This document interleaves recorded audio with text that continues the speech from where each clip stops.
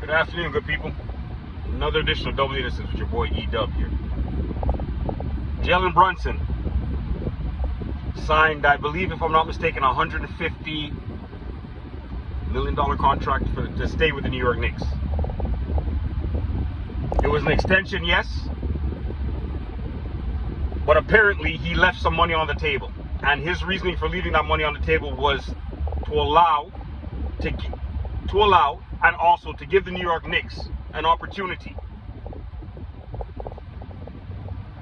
to spend a little bit of money, may it be via free agency, however it may be, to upgrade the team, because his main objective is to try and win a championship. Now, there are some people out there that are looking at Jalen Brunson as being a fool for the simple fact of the matter that he would leave any money on the table for the New York Knicks whatsoever. Some people are looking at him like he's lost. I'll be totally honest with you. For myself, personally speaking, I have a lot of respect for Jalen Brunson for doing something like that. For the simple fact of the matter that shows me that he has a certain commitment to winning. That shows me that he wants to help that particular organization build a championship there in New York. And he's not one of those individuals that's expecting a team to deliver on their end.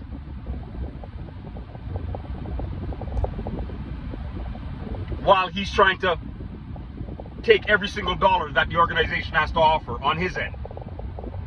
I respect that.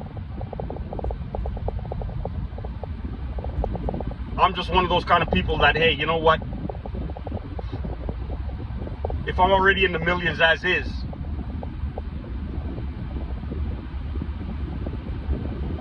I'm okay with 150 versus 200. I'm okay with that. What does that mean?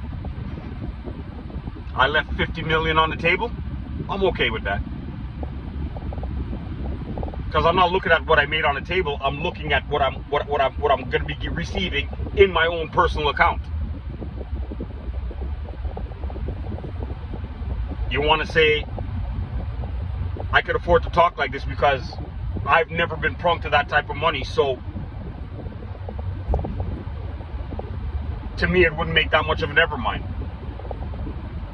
And to that I say, you know what, there's a possibility you might very well be right, but I got to chalk it up to my upbringing. And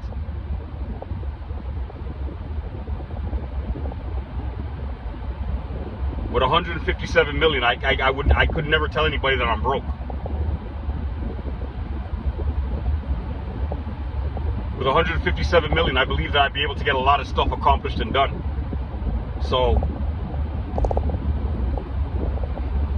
I personally think, knowing the type of character that I am, I would have been more than happy. Because you're giving me that type of money to play a sport that I love. You're giving me that type of money to stay in an organization that my father is an assistant coach of, so I get to spend time with my dad on top of that. You're giving me that kind of money to stay in an organization where I get to play with some of my closest friends that I've already gone to battle with, that I went to college with.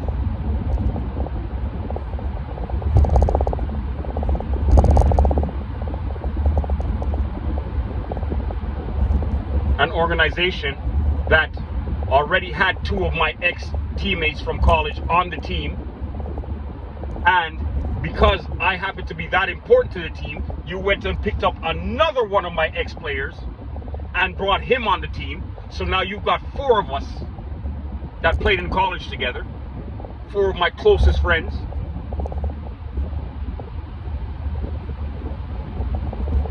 And you'd still be willing to pay me 157 million? Honestly speaking, I'm the type of individual, no word of a lie, you could guarantee I'm retiring a New York Knick.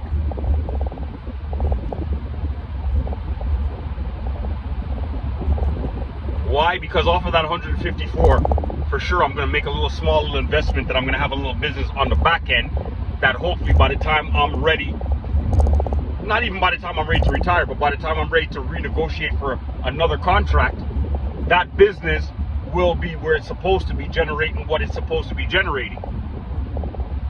And at that particular point in time, I could look at the New York Knicks and say, listen, you know what? I could probably sign back for the same thing. Maybe I can even take a little bit less. Why? Because greed doesn't have to be my whole being and my existence. Greed does not have to be my whole being and my existence. It really doesn't.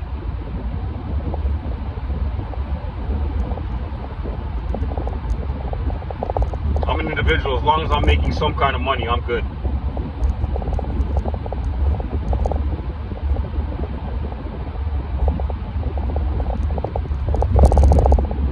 Now, if there's a possibility for me to make the maximum, I would try.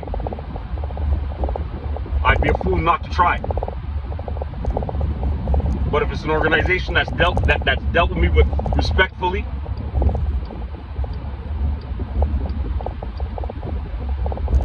throughout the entire time that I've been there,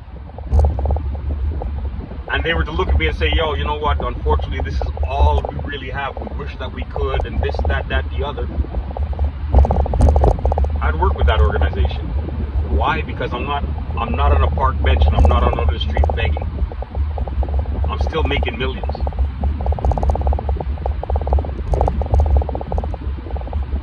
And I believe if a lot more players had that type of approach, we could go back to being loyal fans. Like for me, that's one of the main reasons why, as bad as a lot of people want to take shots at DeMar DeRozan, I'm one of the individuals that will never have anything negative to say about DeMar DeRozan. Why? Because I spent a lifetime in Toronto, watching all kind of superstars come into my life and leave my life, drop of a dime. I've seen some superstars. We've had some of the best superstars in the league on the Toronto Raptors. But the minute their contract was up, or the minute they got offered more money, they did not even blow a kiss to their organization on their way out the door. DeMar DeRozan was the only player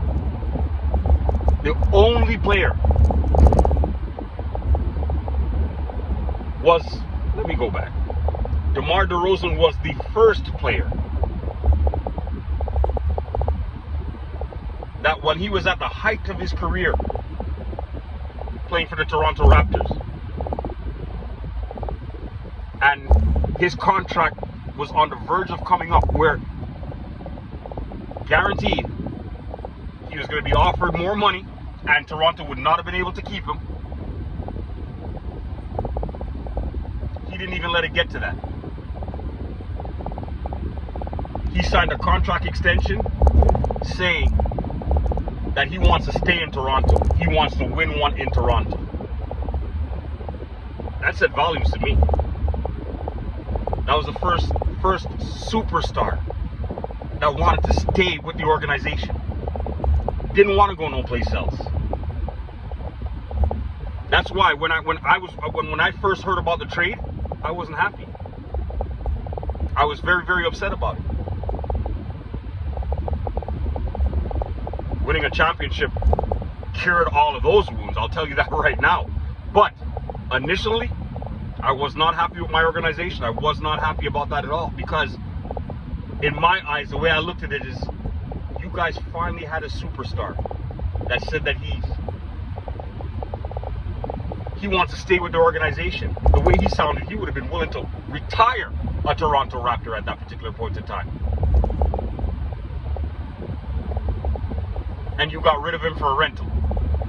That's how I looked at that particular point in time, because I knew Kawhi coming here, initially he didn't this was not where he wanted to be.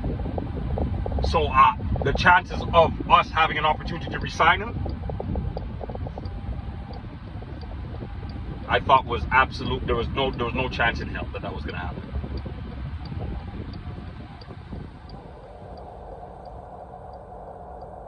All that to say, when I see players, especially players of superstar status, that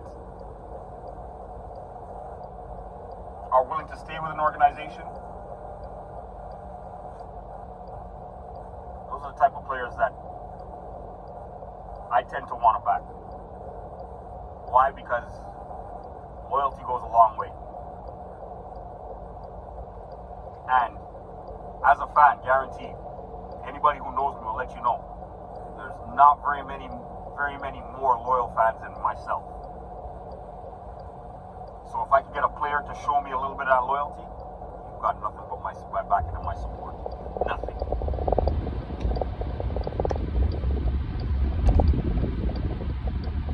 Jalen Brunson, I'll be totally honest with you. Like I always knew you were a solid player, but after what I saw you do with the New York Knicks last season, and then after I see you pull this latest move that you pulled with taking less money so you can stay with their organization and help them win, I'd have to say you by far have demanded and earned a lot of my respect. There's a good possibility I might just adopt the New York Knicks as my second favorite team in the NBA. I mean, I know they're in the East, and my Toronto Raptors are in the East, so that might be a little bit challenging. But with moves like that, with that type of loyalty, what you're showing, with that type of commitment, those are the type of players that I want to be backing. Go Knicks, go. With that being said, people, I want you guys to share, I want you guys to like, and I need you guys to subscribe. Help this channel grow. Double Innocence will continue dropping these gems on these YouTube streets. On that note, I want you guys to have yourself a blessed day. Double Innocence with your boy E. Dub is.